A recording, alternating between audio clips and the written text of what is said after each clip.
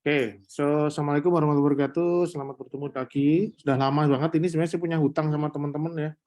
Udah hampir 1 bulan lebih ya kayaknya. Ya maaf ya, namanya manusia kan kadang-kadang semangat, kadang-kadang lagi agak-agak eh, turun semangatnya ya. Tapi ini hari ini saya senang banget karena teman-teman hadir banyak ya. Moga-moga apa yang kita share di sini bermanfaat buat teman-teman semua ya. Oke.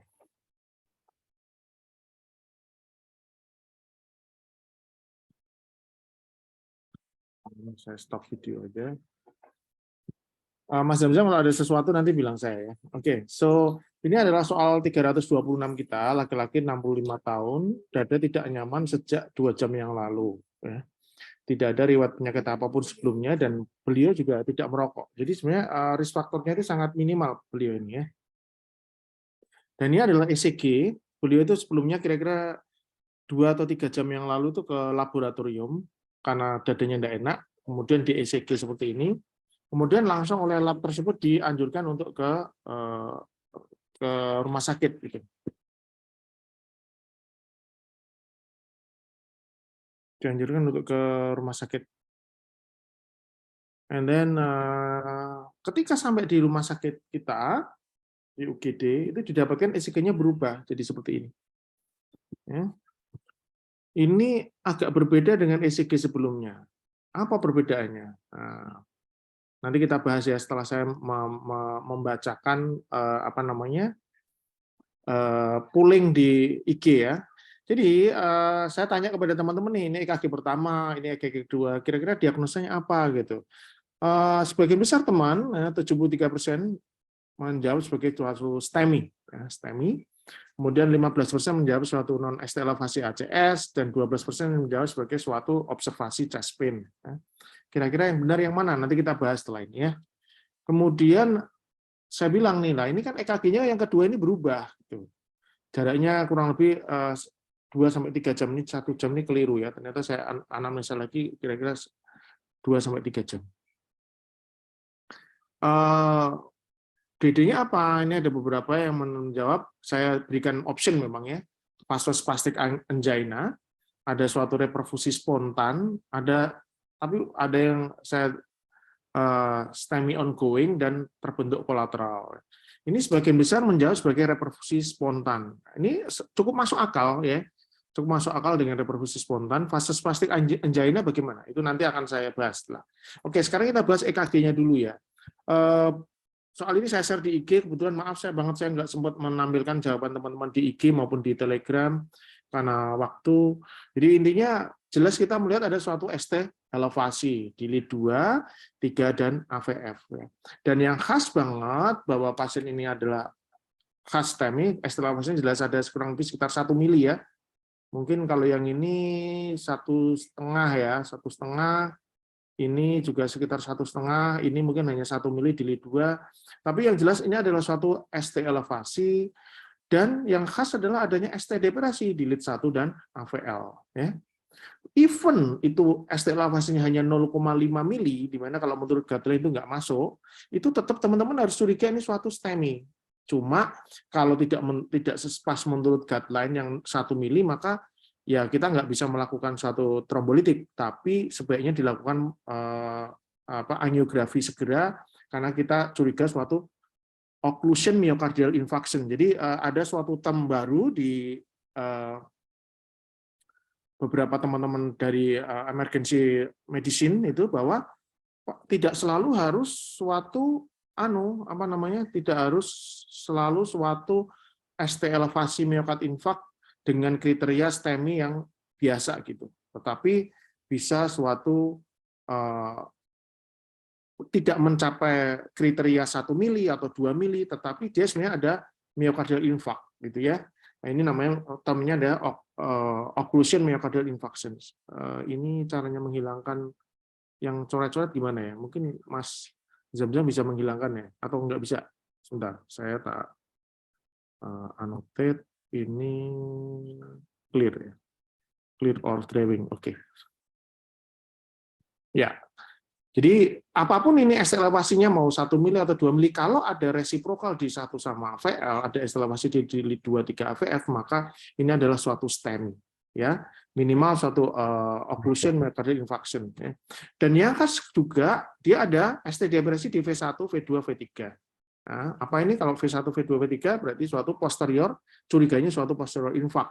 Di lead 3, kemudian kalau kita mau melihat ini kanan apa kiri nih, nah, kita lihat aja salah satunya dengan melihat di lead 3 lebih tinggi dari lead 2, kemungkinan suatu right coronary artery occlusion. Ya. Kemudian waktu kira-kira 2 jam sampai 3 jam di UGD, itu ST elevasinya turun. Ini kurang lebih hanya sekitar 1 mili atau kurang ya, kurang dari 1 mili kurang. Ini 0,5 mungkin, ini 0,5 gitu ya. Jadi sebenarnya kalau kita masuk ke UGD, ini sudah tidak bisa kita masukkan sebagai suatu STEMI lagi, ya, karena tidak memenuhi syarat untuk suatu apa namanya STEMI menurut guideline dari PERCI, dari American Heart Association maupun ESC. Tetapi satu hal adalah kalau kita lihat sebelumnya, ini di lead 2, 3, dan AVF, itu sebelumnya tidak ada gelombang Q. Ya. Tapi di sini sudah ada gelombang Q kecil di lead 3, kecil di AVF. Memang Dokter, tidak. Ya? EKG-nya masih EKG yang pertama tuh. Oke. Ini kelihatan sekarang? EKG yang kedua nih? Belum? Tak ulang ya? Ini? Halo, Mas Zamzam?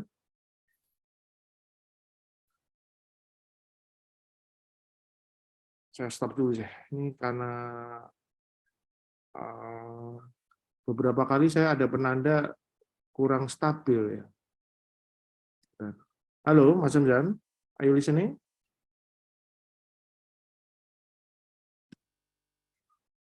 Atau mungkin terlalu berat karena ada live stream ya. Saya stop aja deh live streamnya.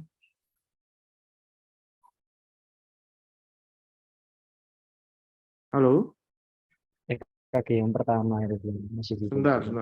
Halo? Oke, putus-putus ya Mbak. Maaf. Udah jelas suara saya? Sudah jelas sih.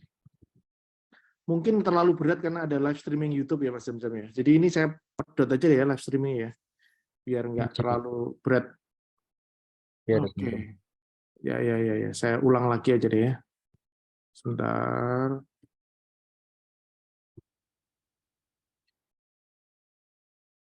Kelihatan Mas, slide yang ECG awal nih, pertama, kelihatan ya? Ini EKG kedua kelihatan ya?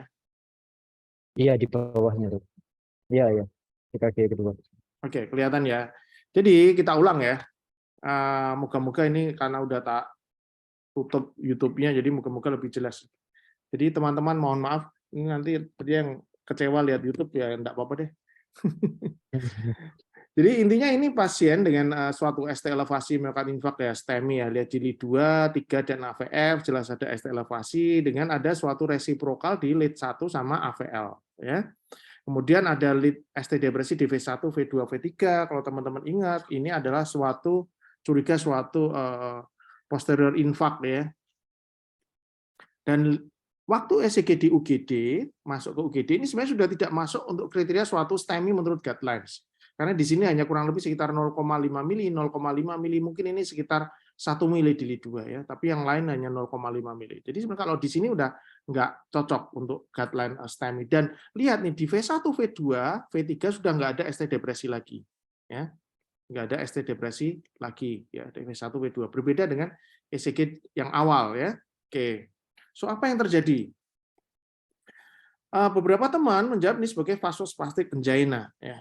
Vasospastic angina adalah suatu varian angina di mana pasien ada complete occlusion, tapi ini bukan suatu trombus ya, sebenarnya bukan suatu trombus, tetapi suatu spasme dari pembuluh darah koroner. Bisa parsial atau bahkan bisa komplit. Jadi bisa betul-betul kayak STEMI di mana itu nutup betul 100% gitu. Tapi sebenarnya bukan suatu event trombotik gitu ya. Dan seringnya terjadi pada istirahat dan terutama pada tengah malam sampai pagi. Jadi tengah malam sampai pagi dan istirahat. Nah, ini adalah nanti bisa dibaca sendiri, ada kriterianya ya. Jadi intinya ada nitrat ya, terutama kalau nitrat, respon dengan nitrat pada waktu episode nyeri dada itu berarti masuk terutama ke vasospastic angina ini. Kemudian ada perubahan ECG ya. ECG-nya ada pada waktu nyeri itu ada perubahan ECG, kemudian kalau dengan angiografi ya dilakukan tindakan dan dites di cath lab gitu ya. Nah, ini adalah contoh kasus. Pada waktu angiografi, pasien chest pain dan jelas ini terjadi suatu stenosis. Tapi ketika pasien diberikan nitrat, nah, stenosisnya langsung baik. Nggak ada lagi stenosis. Jadi inilah yang disebut sebagai vasospastic angina. Kemudian pasien lain ini adalah yang ekstrim ya. Ini ada laporan kasus. Ini adalah ECG pada waktu pasien datang, cukup baik, nggak ada kelainan yang signifikan di sini, ada T inversi tetapi non signifikan. Kemudian pada waktu nyeri kita lihat ada ST elevasi nih di lead V4 yang berubah ya. Jadi V4 tadi kan T inversi ya. Ini sekarang berubah menjadi ST elevasi. Apa yang didapat pada waktu masuk ke cath lab? Kita dapat suatu triple vessel disease, lihat ini. RCA-nya seperti ini, hampir subtotal occlusion, LAD-nya, CX-nya juga ini ya. Seperti ini. Nah, lihat ini CX-nya seperti ini. Left circumflex-nya seperti ini. Setelah diberikan nitrat, apa yang didapat? Absolutely normal. Non-significant disease di sini. Ini adalah contoh khas dari suatu vasospastic angina. Ya. Obatnya apa? Obatnya nitrat, untuk maintenance-nya nanti nitrat, kemudian dia kalsium channel blocker, mau amlodipin, diltiazem, atau apapun. Ya. Tuh. Nah, beberapa teman menjawab sebagai reperfusi spontan. Kenapa kok pasien ini bukan suatu vasospastic angina? Karena kalau kita lihat ECG-nya, tadi aku ECG-nya taruh di sini lagi enggak ya? Karena kita lihat di sini ada gelombang Q di sini, di LIT3 sama AVF. Waktu masuk ke UGD. Di mana yang sebelumnya tidak ada. Enggak ada. Oke. Nah, beberapa teman sebagian besar menjawab sebagai reperfusi spontan. Ini adalah jawaban yang relatif umum dan saya juga pertama-tama juga berpikir demikian ya. Sebagian besar menjawab sebagai suatu spontaneous reperfusion atau transient STEMI sebenarnya. Transient STEMI ya, di mana ada suatu arterial occlusion kemudian spontaneous reperfusion. Jadi infarksesnya jadi kecil. Ya. Ini berbeda dengan persistent STEMI. Nah, karena ada gelombang Q kecil yang terbentuk di LIT3 sama AVF yang lebih daripada sebelumnya. Enggak ada. Terus saya share juga kira-kira sebelum apa yang kita berikan kepada pasien ini di UGD. Sebagian besar tetap memberikan clopidogrel sama aspirin, beberapa memberikan ticagrelor dan aspirin, tapi beberapa masih menunggu troponin. Ya, menunggu troponin. Masalahnya adalah kita mau apa pada pasien ini? Itu pertanyaan. Kalau kita mau fibrinolitik, maka kita berikan clopidogrel cukup 300.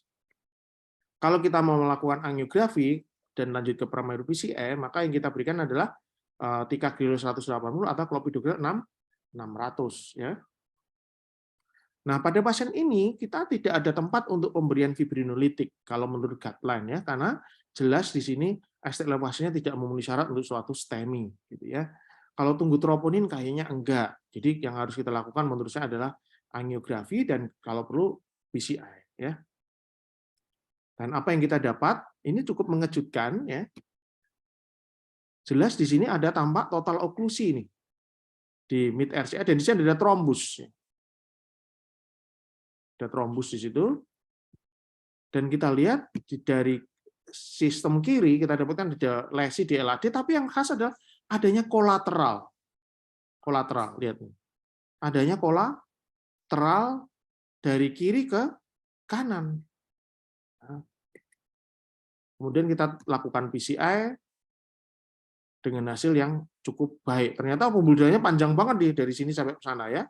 Dengan baik. Trombus seperti ini yang sudah kelihatan keras seperti itu akan sulit ditembus dengan fibrinolitik ya kalau udah keras kayak gitu ya. Jadi Dan satu hal yang membantah bahwa ini suatu vasospastic angina adalah ada HS troponin yang sangat tinggi, walaupun bisa juga sih vasospastic angina troponin tinggi ketika sampai oklusi yang berat gitu ya.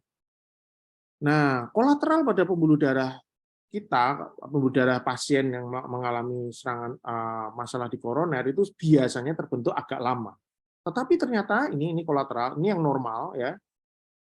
Nah, pada oklusi di RCA seperti ini maka akan terbentuk kolateral dari kiri ke kanan, bisa dari left circumflex maupun dari LAD. Yang ini adalah pasien ya yang terbentuk kolateral, ada oklusi, ada kolateral dari kanan ke kiri ya. Kalau tadi kiri ini, tapi kalau pada pasien kita dari kiri ke kanan, maka area infaknya tidak banyak. Beda dengan pasien ini, ada oklusi tapi tidak ada kolateral, maka area infaknya akan besar. Nah, kapan sih coronary kolateral itu terbentuk? Nah, itu ternyata ada beberapa jawaban ya. Apa namanya?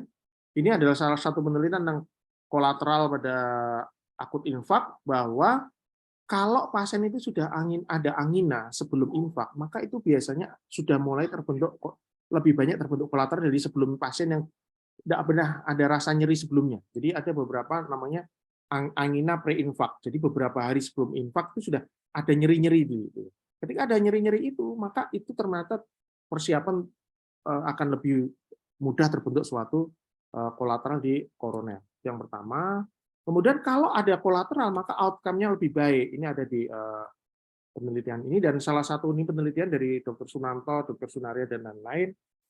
Timing-nya kapan? Ternyata ini kalau ada pre-infarction angina, ini lebih banyak terjadi kolateral, ya, pre-infarction angina. Nah, ini timing-nya paling banyak memang ketika agak lama, 14 hari. Tetapi pada 0 sampai 6 jam juga sudah ada yang terbentuk. Jadi walaupun jarang, pada fase-fase dini pasien yang mengalami akut infak itu bisa terjadi suatu apa namanya terbentuknya kolateral juga, walaupun itu jarang. Makin lama ya makin banyak yang terbentuk karena pembentukan kolateral itu butuh waktu gitu ya. Kalau ada nyeri-nyeri sebelumnya pre-infarction angina dia akan lebih baik. Dan ini adalah salah satu hal yang risk factor management. Kalau ada koroner ya diobati dengan baik ya. Kemudian kalau pas ada infak, selain revascularisasi juga kita harapkan apa sih obat-obat yang bisa promoting untuk collateral circulation. Nah, ini masih tanda tanya ini ya. Oke, kemudian pasien yang kedua ya, soal 327, hipertensi lama dengan gangguan ginjal, kreatinin 2,5. Nyeri dada selama 3 hari, setiap kali mandi nyeri dada, rutin minum ini semua. GFR-nya 35 ml per menit dengan kreatinin sekian, sudah saya hitung. Apa yang kita dapat pada ECG ini? ECG ini kira-kira STEMI atau enggak ya? Ini pada teman-teman sebagian besar menjawab suatu iskemik, tetapi kalau kita lihat sebenarnya beliau juga pernah mengalami old infarct di lead 2, 3 sama AVF ya. Ini sudah ada T-inversinya udah balik ke atas, berarti betul-betul suatu old myocard infarct. Ini iskemik di 1 sama AVL, kemudian di lead V1, V2, V1, V2 ini sayangnya rekamannya kurang baik ya. Ini masih cukup oke. Yang di lead V5, V6 ada suatu ST depresi, suatu iskemik ya. Tapi yang jelas infaknya kayaknya di inferior lead ya, old myocard infarct. Apa yang kita berikan pada pasien ini? Pada pasien ini kalau kita melakukan CT scan, kalau treadmill ada option enggak? Jelas nggak ada option ya. Wong dia mandi aja nyeri dada. Jadi nggak ada option untuk treadmill. Kalau kita lakukan suatu CT scan gimana? Dengan kreatinin sekian nggak ada tempat. Jadi satu-satunya option adalah suatu angiografi, dan ini nice to know aja buat teman-teman bahwa sebenarnya kita punya metode untuk melakukan ultra low contrast PCI. Ya, ultra low contrast PCI itu didefinisikan sebagai PCI atau percutaneous coronary intervention dengan volume kontras yang lebih rendah daripada GFR-nya. Lihat ini, GFR-nya 35, berarti kita harus melakukan kurang dari 35. Bagaimana caranya? Nah, pada metode yang terbaru kita punya alat namanya IVUS, intravascular ultrasonography ya. iFuse, sehingga dengan iFuse itu kontrasnya bisa seminimal mungkin gitu. Supaya mencegah apa? Kontras indus nefropati. Ya. Pada pasien ini, angiografi kita lakukan dengan kurang lebih sekitar 15 cc kontras. Kita dapatkan total oklusi di kanan, cocok dengan ECG-nya. Old myocardial infarct di inferior. Inferior salah satunya paling sering 70% pada RCA. Ya. Di RCA-nya total oklusi. Tetapi pada kiri, kita dapatkan pada sistem kiri, ada severe stenosis di left antero-descending artery, padahal arteri ini ya, memberikan kolateral ke kanan. Jadi kenapa beliau nyeri sekarang? Karena sudah old infarct, tapi kemudian donor vesselnya itu mengalami masalah. Pertanyaannya kita lanjutkan dengan angiografi apa enggak? Seharusnya kalau kita punya suatu iFuse itu harus dilakukan PCI dengan iFuse. Nah, problemnya iFuse itu mahal, dengan asuransi pemerintah nggak bisa. Ya akhirnya saya lakukan suatu PCI tanpa iFuse. Dan hasilnya cukup baik. Memang tidak bisa disebut sebagai ultra low contrast PCI karena total kontrasnya melebihi GFR 35 cc, kita hanya dengan 40 cc, jadi 15 sama 25 cc kontras. Kreatinin sempat naik sedikit dari 2,5 naik menjadi 2,7, tapi kemudian pada sekarang ini kurang lebih saya lakukan 1 bulan yang lalu ya kalau tidak salah ya, ini ya bulan 6 itu kreatinin malah turun sekarang di bawah 2 ya. Karena mungkin heart failure-nya membaik dengan obat-obatan dan lain-lain, sehingga supply iskemik di ginjal lebih baik daripada sebelumnya. Oke, sekarang kita masuk ke kasus yang ketiga ya. Sebentar, saya tak WA beliau, siapa tahu beliau bisa ikut.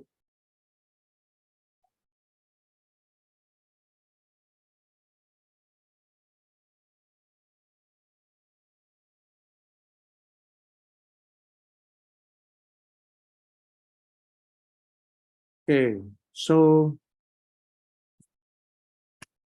kalau enggak bisa ikut ya nanti yang jadi dokter saraf saya juga. Oke, so ini adalah pasien saya ya, masuk beliau dengan diabetes lama, gula darahnya waktu masuk 400, kesadaran menurun, gelisah, dan ada apa namanya itu agak bicaranya agak pelo ya sedikit ya, kesadaran menurun dan gelisah. Tensinya sekian, heart rate-nya sekian. Kita lihat. Nah, ini saya share di IG story. Dan ECG-nya demikian. Apakah ECG ini? ECG ini sangat jelas banget suatu STEMI. Sangat jelas banget sebagai suatu STEMI. Karena kita lihat ada ST elevasi di lead 2, 3, dan FF.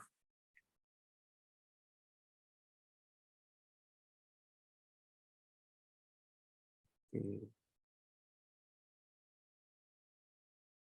Sebentar. Ini, aduh. Saya bukannya nggak nganu sama teman-teman ya, tapi harus ada satu yang supaya Dokter Yovita bisa masuk ini ya. Jadi merem aja ya saya ya, maaf ya. Yang urutan terakhir ya ini ya, paling bawah sendiri ya. Saya remove dulu ya, maaf. Oke.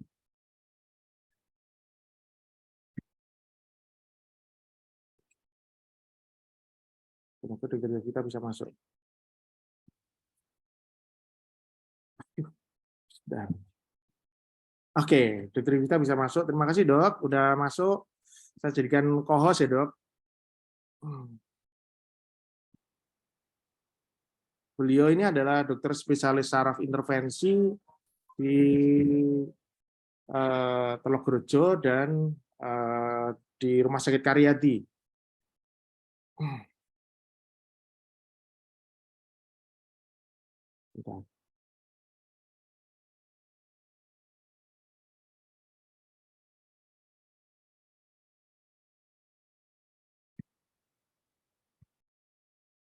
Ini pokok slide saya kok nggak bisa kelihatan.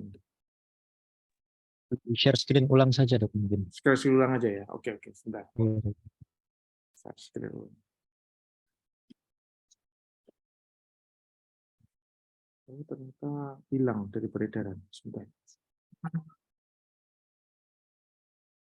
Oke. Udah kelihatan, Mas? Sampun dokter. Sambun ya. Iya, Oke. Selamat malam, Dok. Dokter Yovita udah hadir. Sebentar, ini ada telepon dari rumah sakit. Sebentar, Dok.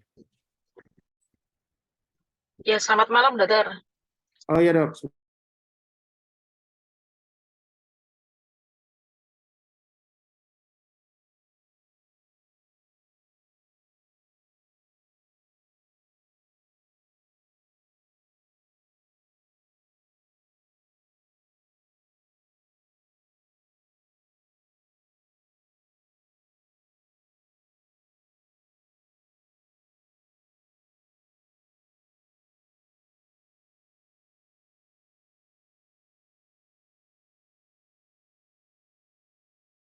Halo, maaf, Dok.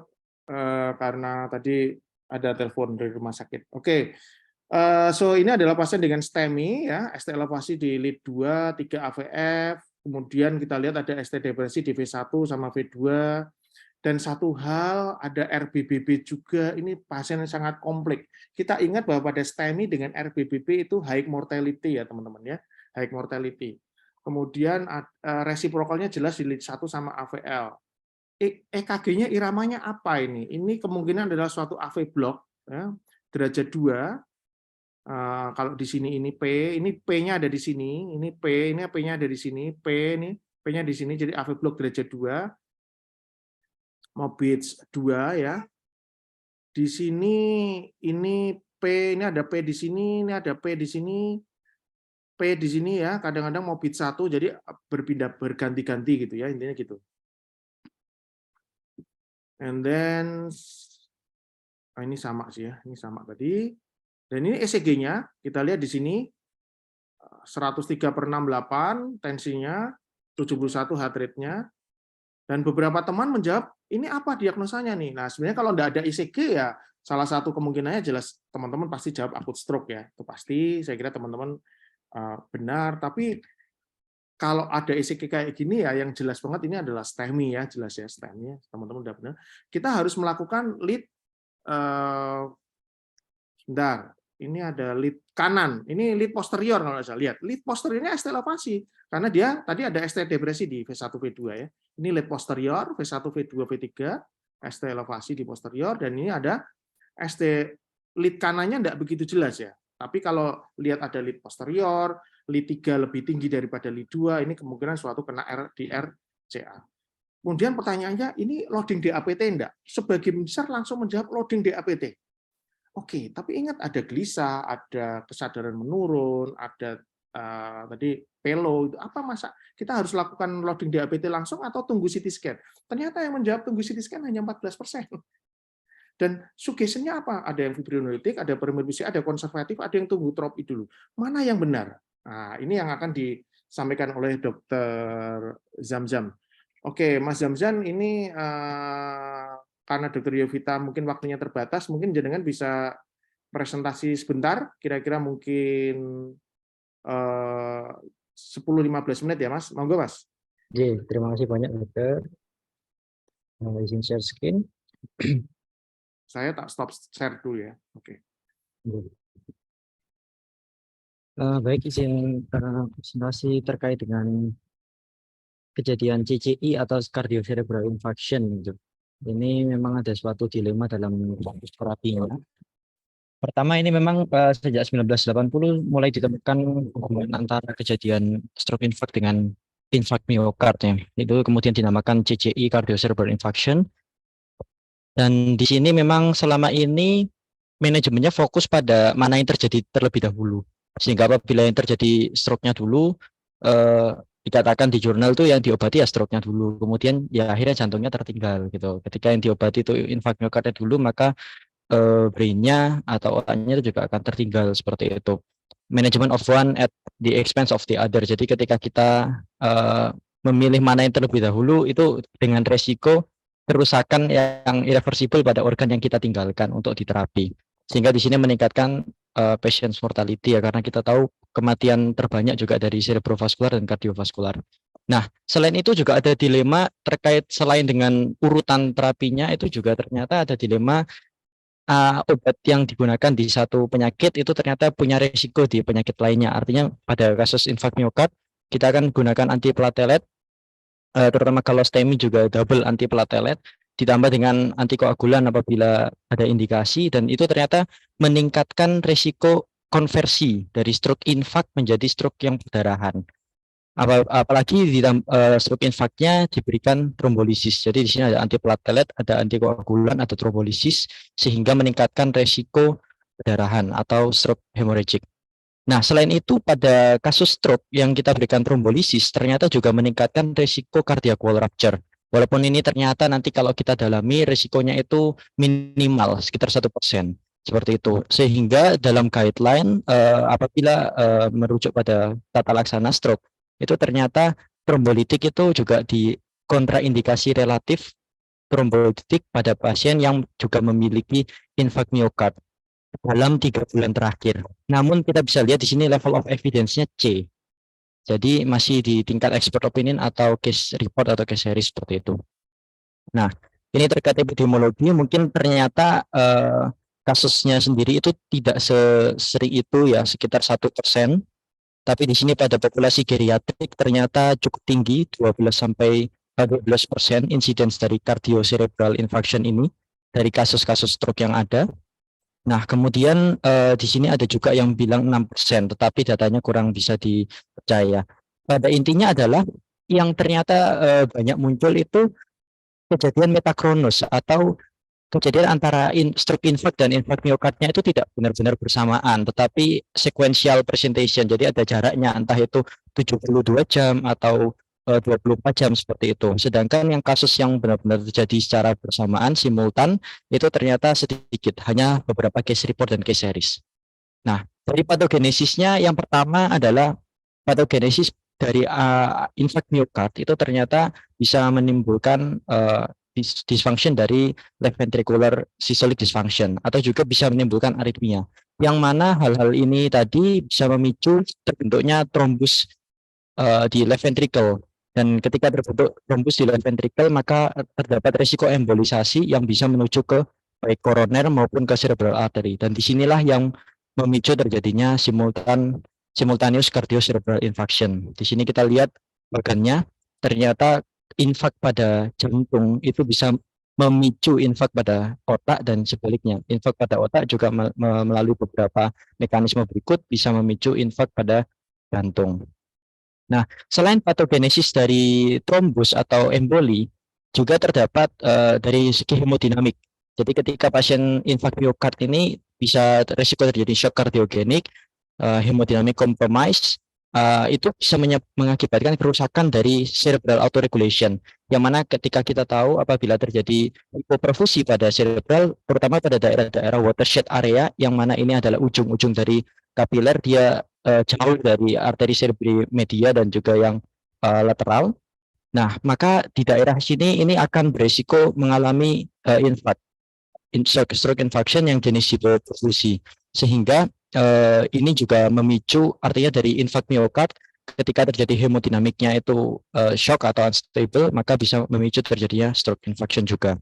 Bahkan pada pasien-pasien yang masih normotensif maupun hipertensif itu masih bisa terjadi hipotensi pada otaknya. Nah, di sini ada lagi, yaitu ada yang menarik, yaitu ketika infarknya itu terkena korteks insular kiri. Korteks insular kiri ini ternyata terkait dengan aktivitas simpatis, sehingga apabila terjadi left insular damage pada stroke bagian right insular cortex, ini bisa mengganggu sympathovagal balance dan juga bisa meningkatkan adrenergic surge dari katekolamin. Nah, yang hal-hal ini kita tahu bisa meningkatkan simpatis, itu juga bisa memperparah dari kondisi infark miokard dan bisa memicu juga dari beberapa kejadian jantung berikut ini. Nah, untuk manajemennya langsung mungkin, jadi di sini kita tahu ada beberapa manajemen dilema ya. Yang pertama adalah sequence-nya. Jadi mana yang kita tata laksana terlebih dahulu. Kemudian yang kedua adalah gimana ketika kita mengobati yang satu, maka bagaimana agar tidak mengkompromis yang lain gitu. Apabila kita obati dengan jantungnya, nanti kondisi otaknya seperti apa dan sebaliknya. Nah, tentunya yang manajemen yang ideal dari cardiocerebral infarction ini adalah yang bisa menguntungkan di kedua organ tersebut. Nah, ini tadi sudah sempat disinggung bagaimana resiko pemberian antiplatelet plus antikoagulan plus trombolisis itu juga otomatis meningkatkan resiko perdarahan. Selain itu juga ada resiko cardiac wall rupture pada pemberian trombolitik pada stroke, itu meningkatkan resiko cardiac wall rupture pada infark miokard. Nah, di sini kita tahu ada juga dari rekomendasi guideline menyarankan relatif contraindication to trombolitik pada pasien-pasien yang mengalami infark miokard pada 3 bulan terakhir. Namun kita tahu bahwa ini level of evidence-nya C, sehingga dari American Heart Association maupun American Stroke Association masih merekomendasikan further study. Jadi ini masih dilema juga. Nah, ini ternyata didapatkan bahwa risiko cardiac wall rupture ini minimal, hanya 1%. Kemudian dari suatu studi yang besar ya, studi registry di sini, pada pemberian trombolisis untuk stroke itu ternyata tidak ada perbedaan yang signifikan antara outcome-nya pasien yang memiliki AMI dan tanpa AMI, tanpa infark miokard. Nah, ini ada beberapa case, mungkin nanti juga mohon masukannya dokter terkait dengan 3 case ini. Case yang pertama ini ada seorang laki-laki berusia 48 tahun, dia memiliki infark miokard di inferior posterior dan right ventricular infarction, ditambah dengan infark cerebral juga. Kemudian berhubung skor dari NIHSS-nya tinggi, akhirnya dia tidak diberikan trombolitik. Dan juga karena dikatakan karena pasiennya bad prognosis sehingga tidak dilakukan percutaneous coronary angiography. Jadi pasiennya hanya diberikan antiplatelet dan antikoagulan, tapi ternyata dari hari kedua pasiennya meninggal. Pada case yang kedua di sini ada laki-laki berusia 44 tahun dengan NIHSS-nya 11 dengan inferior AMI dan AV block. Di sini diberikan trombolisis, IV disoplasma activator, kemudian NIHS-nya membaik. Untuk skor neurologisnya ternyata membaik setelah diberikan trombolisis. Namun ternyata dari echo-nya itu menunjukkan expansion dari infarknya sampai ke right ventricle. Dan ditambah dia juga mengalami malignant arrhythmia seperti sampai ke VF yang sampai membutuhkan resuscitation. Dan namun akhirnya pasiennya dipulangkan dengan skor ranking 2 ini slight disability. Kemudian untuk kasus ketiga di sini ada laki-laki berusia 53 tahun, ada stroke infarct di proximal MCA, kemudian ditambah dengan STEMI di anterior luas dan juga AF. Nah, dia tidak diberikan trombolisis pada pasien ini, terutama karena tekanan darahnya sangat tinggi dan juga ditambah dengan dia memiliki tumor. Nah, setelah itu akhirnya dia dilakukan PCI dan juga endovascular thrombectomy. Dan pasien akhirnya dipulangkan. Ya. Nah, di sini kita fokus pada reperfusi dan juga pada tata laksana untuk infarknya ini ya. Nah, yang pertama apabila kita berikan pasien ini, kita berikan trombolisis, pasien infark miokard maupun infark yang stroke, maka ini cocok untuk kedua kondisi tersebut. Asalkan tidak ada kontraindikasi dan kedua penyakitnya itu hadir di saat yang tepat. Istilahnya kalau untuk STEMI berarti dalam waktu 12 jam pertama, kalau stroke berarti sekitar 3 jam pertama. Nanti mohon koreksinya Dokter Yovita. Nah, namun ternyata di sini ada dilema, yaitu terkait dengan dosis. Dosis dan durasi dari pemberian trombolitik ini ternyata berbeda untuk kasus stroke dan juga kasus infark miokard. Kalau di kasus stroke kita tahu dosisnya 0,9 miligram per kilogram berat badan dalam waktu 60 menit.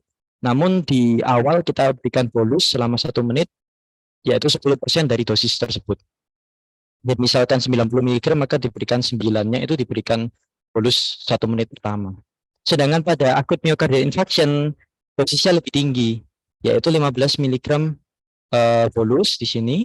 Kemudian dia lanjut ke 0,75 mg per kilo dalam waktu 30 menit, dilanjutkan 0,5 kilo dalam waktu 1 jam, dengan total tidak lebih dari 100 mg.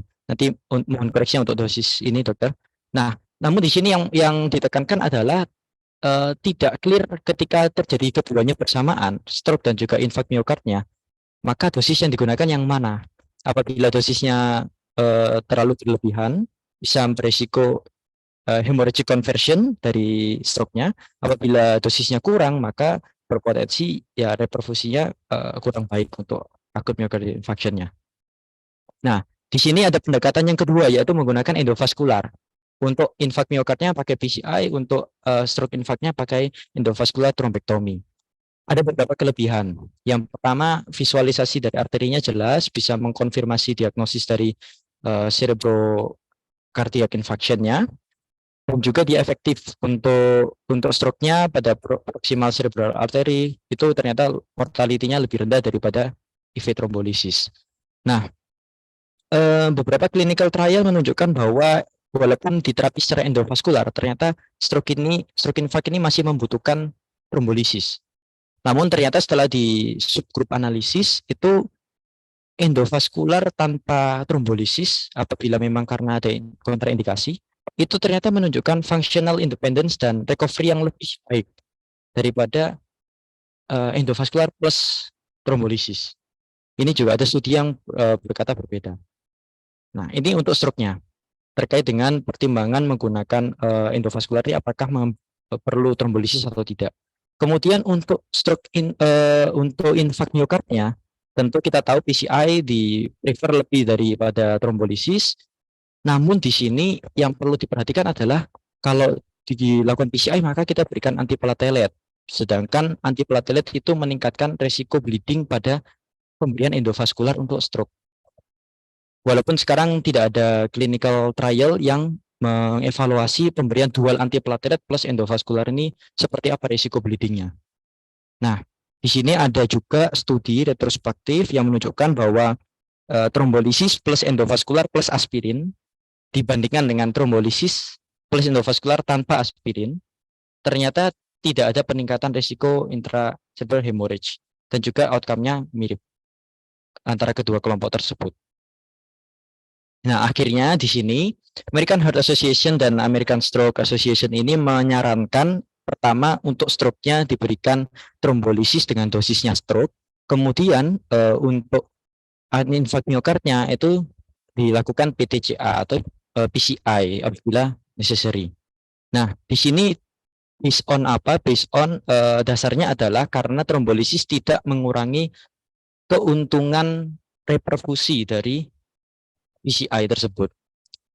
Tetapi statement ini ternyata tidak menitikberatkan pada pemberian antiplateletnya. Jadi dia hanya menitikberatkan pada trombolisis, tidak mengurangi keuntungan reperfusi koronernya PCI. Tetapi bagaimana dengan antiplateletnya? Apa enggak risiko hemorrhage ini? Ada antiplatelet, ada trombolisis.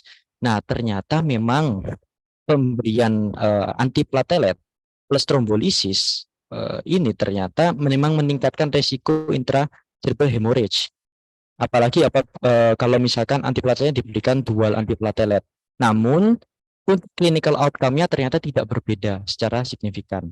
Sehingga ini pada kasus stroke, pure stroke, maka tidak disarankan untuk memberikan antiplatelet apabila pasiennya diberikan trombolisis. Namun apabila kasusnya adalah CCI atau terjadi infarknya di stroke di brain dan juga di jantungnya, cerebral cardiac infarction, maka dikatakan bahwa resiko ICH-nya itu sepadan dengan keuntungan reperfusinya apabila pasien diberikan antiplatelet.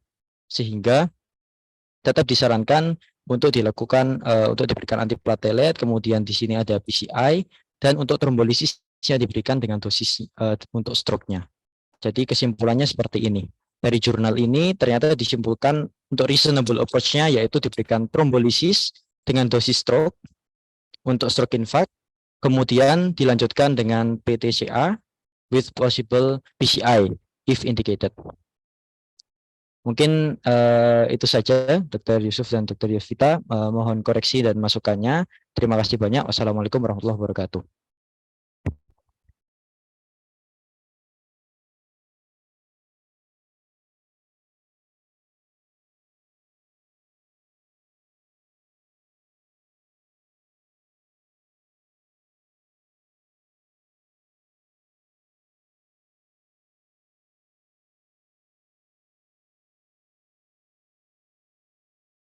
Ngapunten Dr. Yusuf, apa suara saya jelas?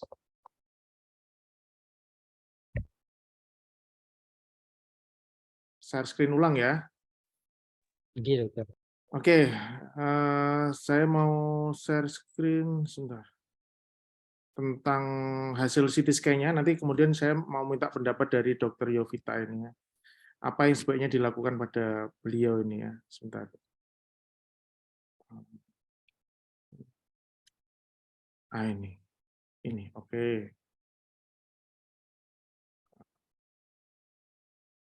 Nah, ini adalah hasil CT scan-nya. Mohon maaf, Dr. Yovita, mungkin saya tidak memfoto hasil CT scan. Jadi tadi saya sampaikan ke teman-teman apa yang harus dilakukan pertama pada pasien ini sebelum dilakukan loading di APT dan lain-lain. Menurut saya yang paling penting adalah melakukan CT scan dulu, karena ini ada penurunan kesadaran, ada pokoknya gangguan neurologik ya gitu ya.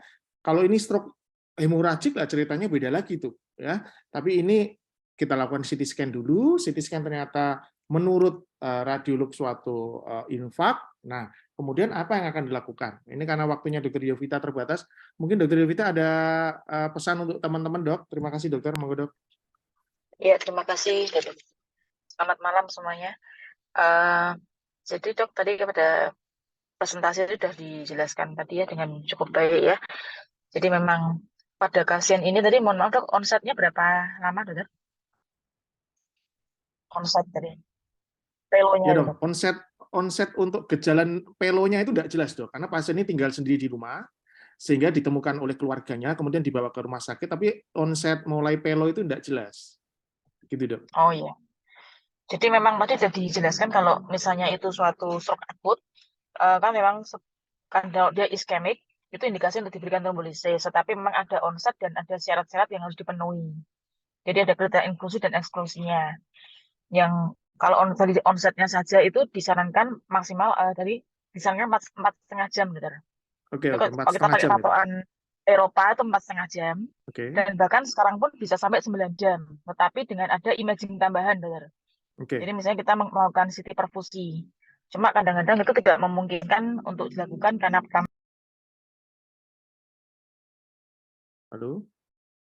mungkin belum siap juga di rumah sakit tersebut, dokter. Oke, Ya oke. seperti di Semarang aja kita kesulitan kalau melakukan CT perfusi situ. Hmm. Pertama mungkin radiografernya belum terbiasa, ketiga juga maaf mungkin radiologinya juga belum terbiasa membaca juga. Jadi Oke, tidak oke. semua radiologi bisa membaca CT perfusi yang kita minta. Hmm. Jadi tapi kalau yang sudah pasti sudah kita pakai di Karyadi maupun di Tulogorjo itu 4,5 jam onset, dokter. Dengan Hmm. onset yang jelas. Jadi dalam arti pasien tadi mungkin lagi aktivitas apa tiba-tiba kena serangan kan jelas onsetnya. Tapi kalau ini Oke. pasien ini kan temukan tidak sadar, kemudian atau mungkin dia bangun tidur, itu kita tidak tahu kapan pastinya. Hmm. Jadi kalau pasien yang namanya wake up stroke atau pasien yang tidak jelas onsetnya itu butuh imaging tambahan, dokter, untuk menentukan Hmm. Oke, kira-kira ini oke. layak nggak diberi trombolisis. Hmm. Imaging tambahnya itu kalau wake up stroke kita menggunakan MRI DWI dan T2 flare. Jadi Hmm. mismatch antara DWI sama T2 flare. Kalau lebih dari apa kira-kira lebih dari 6 jam ya kita bisa tambah CT perfusi itu, dokter. Hmm. Itu masih sampai sekarang masih sampai 9 jam masih bisa, tapi dengan syarat ada imaging tambahan.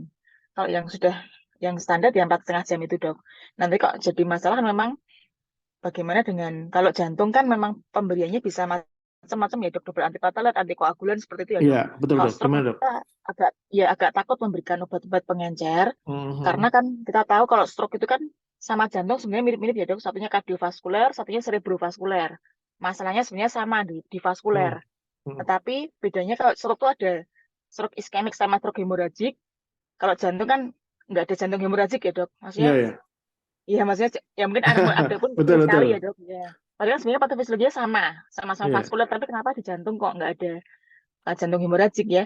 Mungkin Tapi karena tadi, bisa sampai Dok, bisa apa? Kardiak ruptur, Dok. Kalau ya, ya, tapi dalam ini ya mungkin jarang ya, dok ya dalam. jarang, Dok, jarang, jarang. Jadi Oke. makanya jantung lebih lebih berani untuk menggunakan Hmm. obat-obat pengencer. Kalau saraf kan lebih ketakutan karena kita ada stroke hemoragik di situ.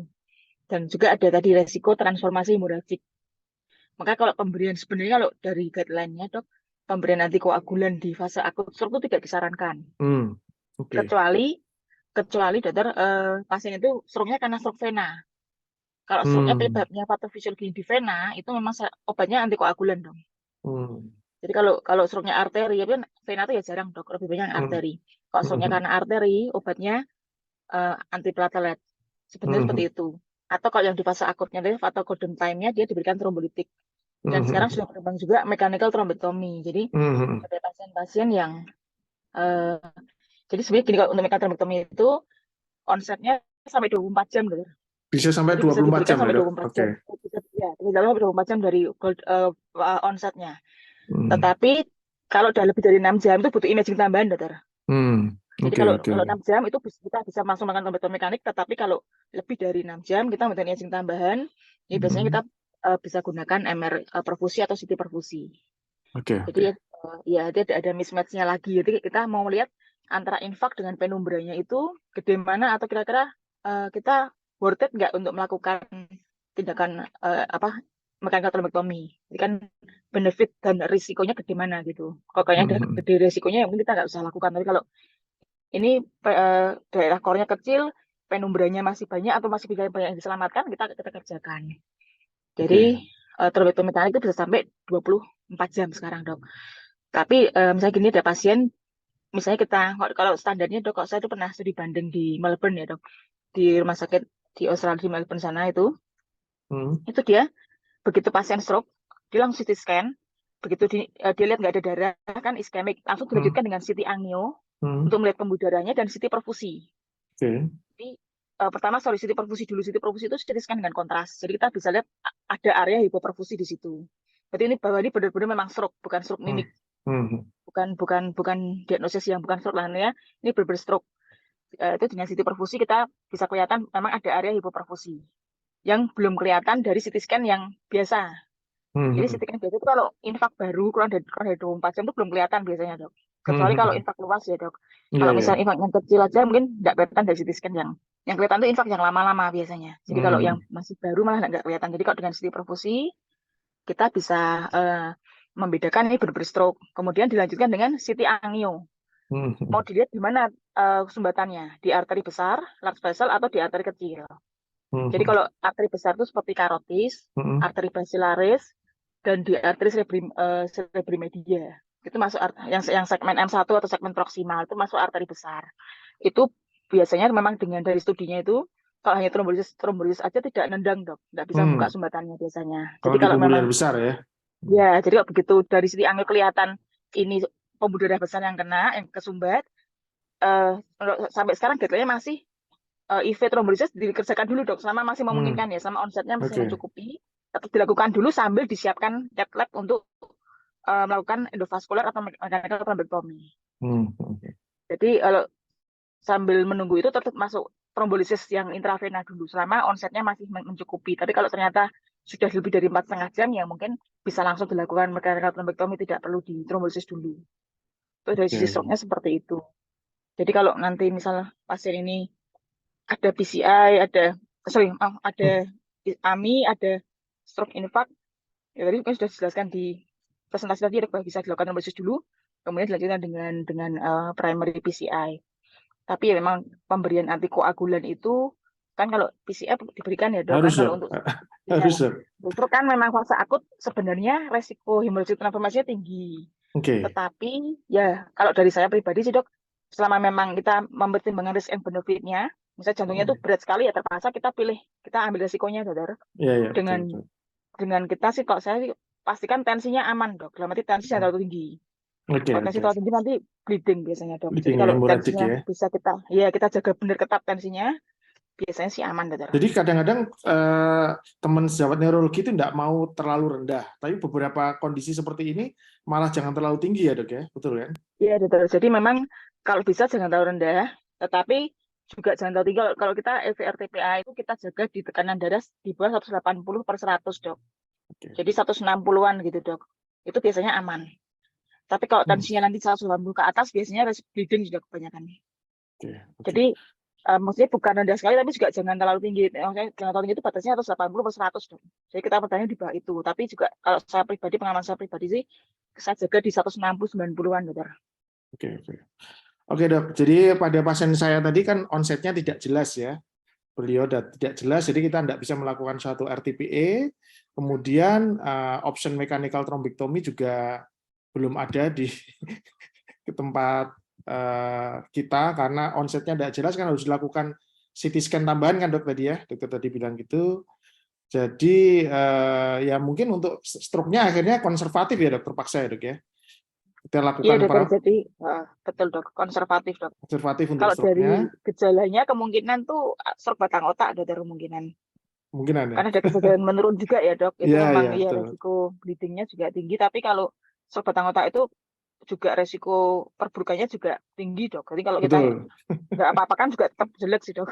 Iya, iya, iya. Dan ini kemudian pasien dengan AV block yang berubah-ubah, yang secara hemodinamik juga kurang baik, ya ini akhirnya saya lakukan primary PCI dok, kemudian saya lakukan pemasangan stent. Pertanyaan saya, ada nggak sih skor untuk ini kira-kira conversion kan hemorrhagic tinggi, ini nggak terlalu tinggi gitu, pakai skor atau area dari stroke-nya dok?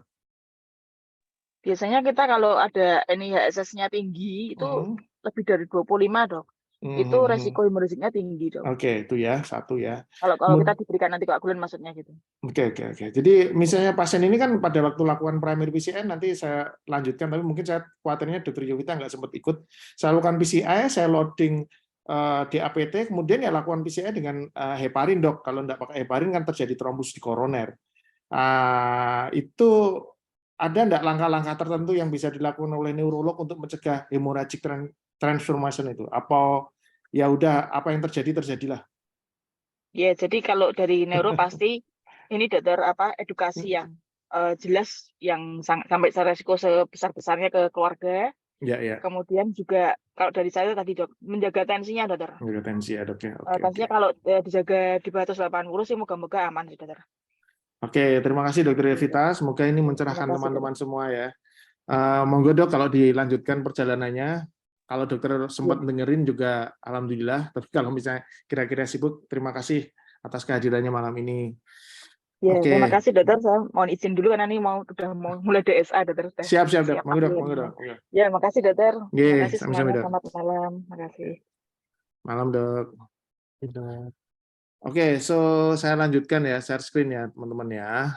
Kita beruntung malam ini dapat ilmu ya. Ini satu hal tuh, saya tuh melobi beberapa teman spesialis saraf ini juga nggak mudah karena ya rata-rata kan sibuk ya.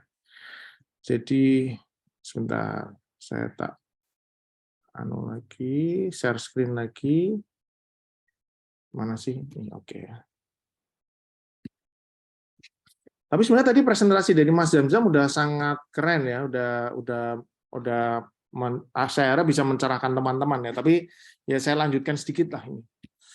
Jadi intinya ini adalah CT scan-nya. Jadi kalau pada pasien yang tadi ya harus kita lakukan CT scan dulu, ya CT scan dulu. Dan tadi menurut Dokter Yovita ini juga suatu hasil infak yang cukup luas, mungkin sampai ke batang otak dan jadi memang progresnya jelek.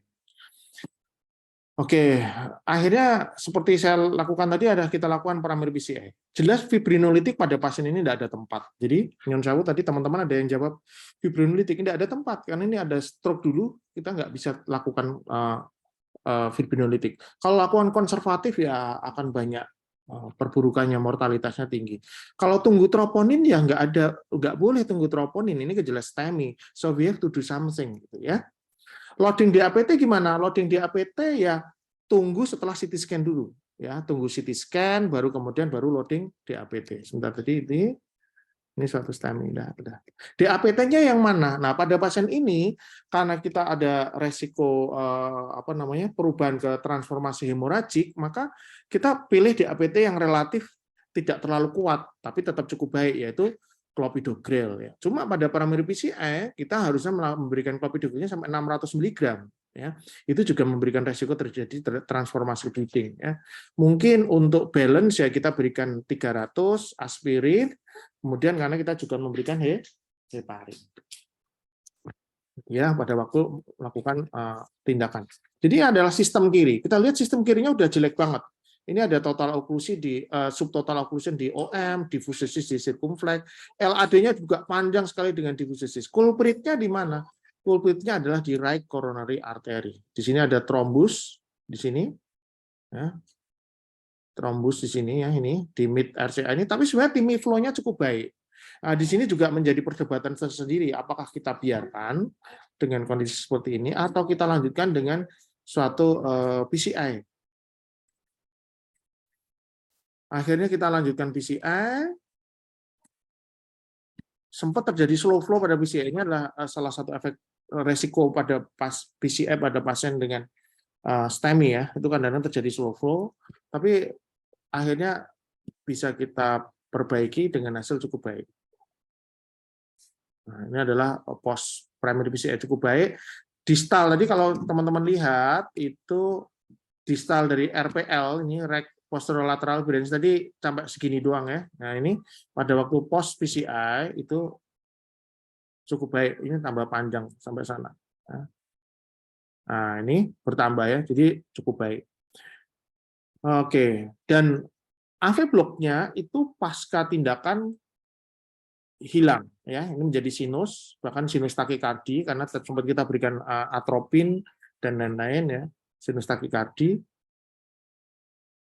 Tetapi satu hal, apa yang membuat beliau ini stroke? Itu pertanyaan juga. Tidak ada trombus dari echo, tapi ternyata kita dapatkan, nah ini adalah episode, ternyata beliau itu mengalami episode atrial fibrilasi. Ini adalah hari berikutnya pasca tindakan, ini ada episode AF, masih Q-wave, ada estelofasi, ya, tapi ada AF. Jadi kemungkinan beliau ini mengalami AF, suatu paroksimal AF, kemudian tadi terjadi stroke, kemudian STEMI. Ya. So itu yang bisa saya sampaikan. Tapi ini ada sedikit tambahan, ada beberapa jurnal yang sebenarnya ternyata saya lihat lebih bagus daripada yang disampaikan tadi. Tapi ini sebentar aja. Bahwa intinya tadi sudah disampaikan oleh Dr. Zamzam bahwa antara jantung sama otak itu saling berkaitan. AF bisa menyebabkan stroke. Ya. PCI atau CABG bisa menyebabkan ada resiko stroke. Kalau EF-nya rendah bisa terbentuk LV trombus, di sini bisa jadi stroke. Sebaliknya juga pada tadi sudah disampaikan oleh Mas Zamzam juga ya. Nah, ada beberapa tipe dari kejadian CCI tadi, cerebrocardial infarction ya. Cardiocerebral infarction. Jadi satu yaitu infark stroke bareng sama STEMI. Atau stroke duluan tapi infarknya udah lama yang koroner gitu. Atau sebaliknya infark sekarang pernah terjadi stroke. Nah, itu ada 3 tipe kalau menurut ini. Ini dilewatin aja. Jadi intinya penyebabnya bisa AF, bisa acute aortic dissection dan lain-lain ya. Ini yang paling sering kalau setelah infark kok loh, pasiennya serangan jantung kok terus jadi infark ya, karena terjadi trombus, increase coagulation activity ya. AF lah. Kalau pasien kita tadi ternyata AF. Ya, ternyata beliau mengalami paroksimal AF. Jadi obatnya apa? Nah, ini tidak ada no specific recommendations ya.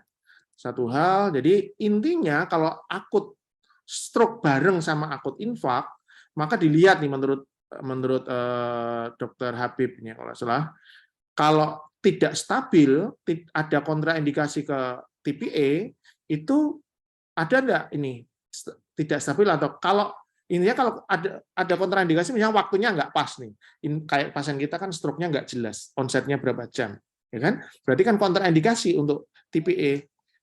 Terus gimana? Ya masuk ke sini kan, kontraindikasi berarti ya primary PCI. Ya, kalau STEMI early invasive PCI. Ininya kalau nggak ada endovascular treatment untuk infark ya udah ini cuma konservatif aja untuk stroke-nya ya. Nah, ini adalah salah satu contoh kasus di Singapura ya, STEMI during cardiocerebral infarct. Jadi ini beberapa pasien, ini 53 tahun. Nah, ini infark STEMI inferior dilakukan PCI. Hasilnya gimana? Hasilnya adalah maaf ya, pasiennya hidup baik dan kemudian dipulangkan. Ya. Terus yang kedua, kasus kedua juga sama, inferior ST elevation, kemudian gangguan keseimbangan, kemudian hemiparesia kanan dan lain-lain. Dilakukan PCA juga di circumflex, hasilnya cukup baik, ya. Survive pasiennya. Hanya memang ada ini hemorrhagic conversion sedikit, ya, pada MRI pasca ini. Tapi pasiennya oke-oke saja gitu. Jadi tidak selalu hemorrhagic conversion itu pasti jadi fatal. Gitu. Kemudian pasien yang ketiga ini sudah 80 tahun, pasien dengan STEMI inferior juga dilakukan PCA. Ada juga suatu ini mild petechial hemorrhagic conversion, tetapi pasien survive. Beda dengan pasien yang tadi sudah disampaikan oleh Mas Zamzam, kalau nggak dilakukan apa-apa, maka mostly pasiennya akan lebih jelek lagi. Udah nggak dilakukan PCA, akhirnya terjadi shock, tensinya turun, flow oksigen ke otak makin jelek, makin jelek, makin jelek. Nah, ini, dan ternyata ini ada salah satu studi, case series tadi, hasilnya cukup aman untuk PCA pada akut ischemic stroke. Nah, yang jadi problem adalah nanti antikoagulan atau antiplateletnya. Nah, ini nanti bisa kita pelajari sendiri. Nah, bagaimana kalau dia akut stroke, tapi pernah infak? Nah, ini RTPE kan nggak boleh ya. Jadi ya, kalau STEMI itu nggak boleh TPE, jadi ya primary PCA. Nah, kemudian mechanical thrombectomy. Ya. Kalau sekarang stroke pernah infak, ya PCI kan nggak boleh trombolitik pada riwayat ischemic stroke kan, ya. Nah, kalau tadi itu yang nulis dokter jantung, gimana ini dengan yang dokter neuro ini? Masalahnya dokter Yogita udah nggak ada, jadi kita lewatin aja. Jadi itu yang bisa saya sampaikan. Semoga membuka pencerahan buat teman-teman semua. Semoga memberikan suatu insight buat teman-teman untuk melihat pasien yang mungkin moga-moga nggak dapat ya pasien kompleks seperti ini ya. Tapi siapa tahu nanti berhadapan dengan pasien ini, jadi bisa ada pengalaman lah, sharing dari saya dan dari Mas Zamzam, tadi dari masukan dari Dr. Yovita. Demikian mungkin dari saya. Mungkin ada pertanyaan, mungkin satu pertanyaan aja, Mbak, Mas, karena waktunya udah malam. Kalau nggak ada, kita tutup aja.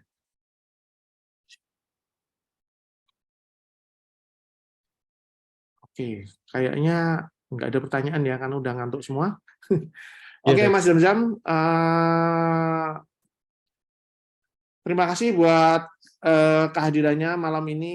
Keren banget presentasinya, Jos ya. Saya kira saya alumni UNER, walaupun UNER-nya UNER spesialisasi, jadinya alumni UNER S1 ya, nggak apa-apa. Terima kasih buat teman-teman yang hadir semua. Terima kasih buat Mas Zamzam. Terima kasih. Wassalamualaikum warahmatullahi wabarakatuh. Waalaikumsalam warahmatullahi wabarakatuh. Sukses atas ilmunya.